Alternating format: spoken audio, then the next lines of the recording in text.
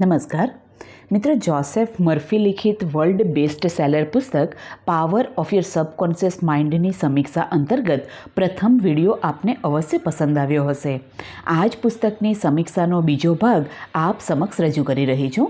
મિત્રો, અવચેતન મનની કાર્યપ્રણાલી સમજીને આપણા જીવનમાં ઈચ્છિત પરિણામ મેળવવા વિડીયોના અંત સુધી જોડાશો. વિડીયો પસંદ આવે તો ચેનલને સબસ્ક્રાઈબ કરી બેલ આઇકન પર ક્લિક કરવાનું ભૂલશો નહીં. તો ચાલો વધુ સમય ન લેતા પુસ્તકનો સારાંશ સમજીએ. મિત્રો, લેખક કહે છે કે દુનિયામાં પ્રત્યેક વ્યક્તિને અમીર બનવાનો મૂળભૂત અધિકાર છે.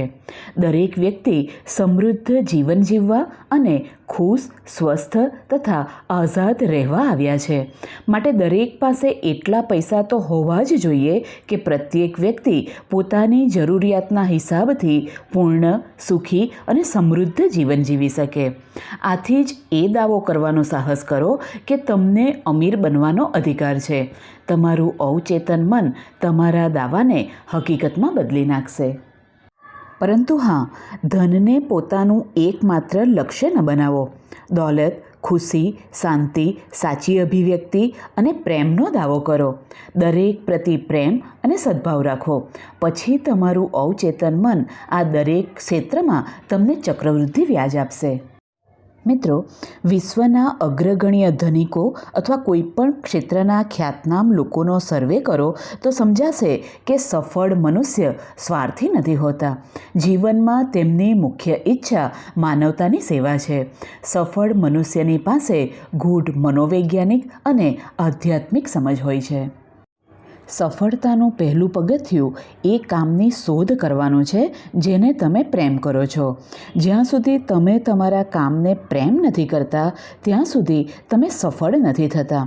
ભલે વિશ્વ તમને સફળ વ્યક્તિ માનતું હોય, કામથી પ્રેમ હોવાના લીધે તમારા મનમાં તેને કરવાની ગૂઢ ઈચ્છા જાગે છે. સફળતાનું બીજું પગથિયું કામની કોઈ વિશિષ્ટ શાખામાં વિશેષજ્ઞતા પ્રાપ્ત કરવી અને તેમાં ઉત્કૃષ્ટ બનવાની ઈચ્છા રાખવાની છે. મિત્રો, સફળતાનું ત્રીજું પગથિયું સૌથી મહત્ત્વપૂર્ણ છે. તમારે એ સુનિશ્ચિત કરવું જોઈએ કે તમે જે કરવા ઈચ્છો છો તે માત્ર તમને જ સફળ ન બનાવે. તમારી ઈચ્છા સ્વાર્થપૂર્ણ ન હોવી જોઈએ. તેનાથી માનવતાને લાભ થવો જોઈએ. સર્કિટ પૂરી થવી જોઈએ. અર્થાત તમારો ઉદ્દેશ્ય વિશ્વની સેવા કરવાનો અથવા વિશ્વને લાભ પહોંચાડવાનો હોવો જોઈએ. પરંતુ જો તમે માત્ર પોતાના જ લાભ માટે કામ કરો છો તો તમે તે અનિવાર્ય સર્કિટને પૂરી નહીં કરી શકો.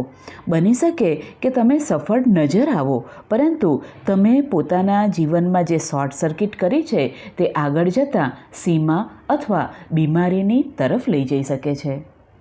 મિત્રો, જીવનમાં સમસ્યા કોને નથી હોતી? લેખક કહે છે કે ક્યારેય કોઈ સમસ્યા જટિલ જણાય તો ચિંતા કરશો નહીં. કોઈ જટિલ સમસ્યાના સમાધાનની તરફ ધ્યાન અને એકાગ્રતા આપીને તમારું અવચેતન મન બધી આવશ્યક જાણકારી એકઠી કરે છે અને પછી તેનો ઉકેલ લાવીને ચેતન મનને સોંપી દે છે. યાદ રાખો કે અવચેતન મને બધા મહાન વૈજ્ઞાનિકોને અદ્ભુત સફળતા અને ઉપલબ્ધિઓ પ્રદાન કરી છે. મિત્રો, આંતરિક માર્ગદર્શન હંમેશા ભાવના, આંતરિક અનુભવ અથવા સશક્ત સંકેતના રૂપમાં આવે છે. વિશ્વાસની સાદગીની સાથે તેનું પાલન કરો. મિત્રો, તમે નોંધ્યું હશે કે દિવસભર તમારું ચેતન મન ચિંતાઓ, સંઘર્ષ અને વિવાદોમાં ફસાયેલું રહે છે. તેને સમય સમય પર ઇન્દ્રિયોના પ્રમાણ અને યથાર્થવાદી જગતથી દૂર હટવાની તથા અવચેતન મનની આંતરિક બુદ્ધિમત્તાથી મૌન સંપ્રેક્ષણ કરવાની જરૂર હોય છે. માર્ગદર્શન, શક્તિ અને અધિક જ્ઞાનનો દાવો કરીને તમે જીવનના પ્રત્યેક ક્ષેત્રની પ્રત્યેક મુશ્કેલીઓમાંથી બહાર આવવામાં સફળ થશો અને પોતાની દૈનિક સમસ્યાઓનો પણ ઉકેલ લાવી શકશો. ઇન્દ્રિય પ્રમાણ અને રોજબરોજના શોર બકોરથી અને દુવિધાથી નિરંતર રૂપથી હટવાનું ઊંઘનો એક પ્રકાર છે. એટલે તમે વિશ્વ માટે ઊંઘો છો અને પોતાના અવચેતન મનની બુદ્ધિમત્તા તથા શક્તિ માટે જાગૃત થાઓ છો. મિત્રો, વૈવાહિક જીવન સંદર્ભે લેખક કહે છે કે જે જીવનસાથી એકબીજાને પ્રેમ કરે છે તેઓ શબ્દ, કર્મ અથવા મનમાં કોઈ પ્રેમ વિરોધી અથવા દયારહિત કામ નથી કરતા. પ્રેમ એ જ કરે છે જે પ્રેમમાં હોય છે. એકબીજા પ્રતિ પ્રેમ, શાંતિ અને સદ્ભાવ પ્રસારિત કરો. તમારું અવચેતન મન આ કંપનોને પકડી લે છે, જેનાથી પરસ્પર વિશ્વાસ, પ્રેમ અને સન્માન વધે છે. મિત્રો, સુખી થવા સંદર્ભે લેખક કહે છે કે સૌથી સુખી મનુષ્ય એ છે જે સતત પોતાની અંદરના સર્વશ્રેષ્ઠ સ્વરૂપને સામે લાવે છે અને તેનો અભ્યાસ કરે છે. સુખ અને સદ્ગુણ એકબીજાના પૂરક છે.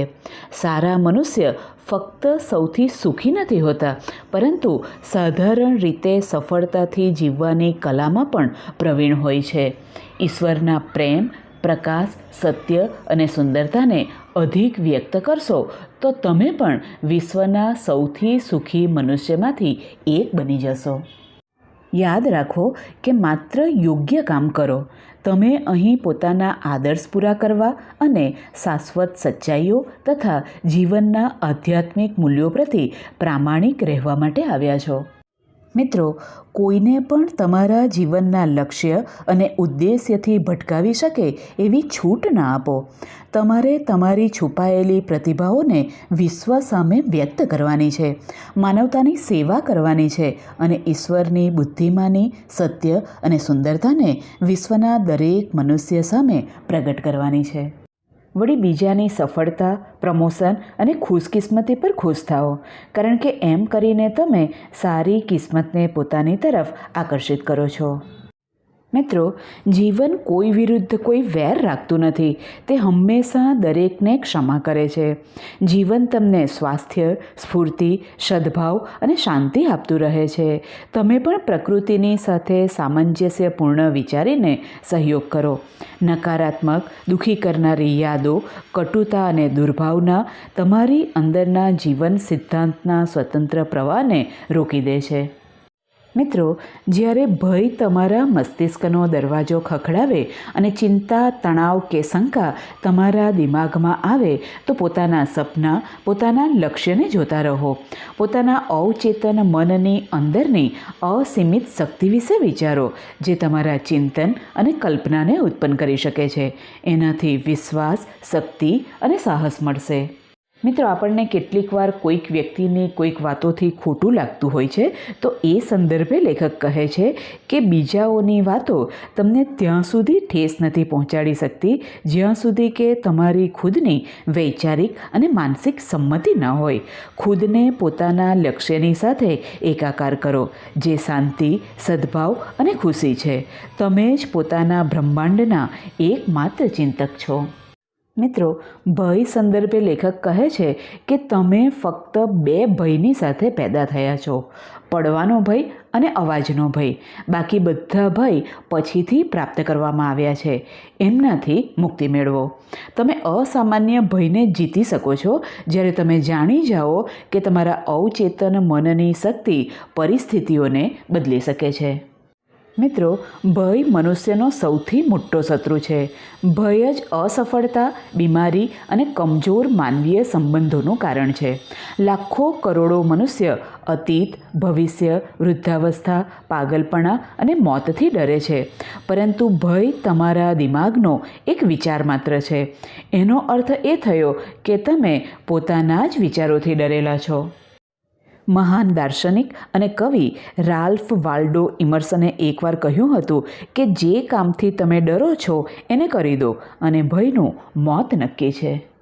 મિત્રો, પુસ્તકના અંતિમ પ્રકરણમાં મનને હંમેશા યુવાન રાખવા સંદર્ભે લેખક કહે છે કે અવચેતન મન ક્યારેય પણ વૃદ્ધ નથી થતું. આ અજર, અમર અને અનંત છે. આ ઈશ્વરના શાશ્વત મસ્તિષ્કનો અંશ છે, જે ના ક્યારેય પેદા થયું છે, ના તો ક્યારેય મરશે.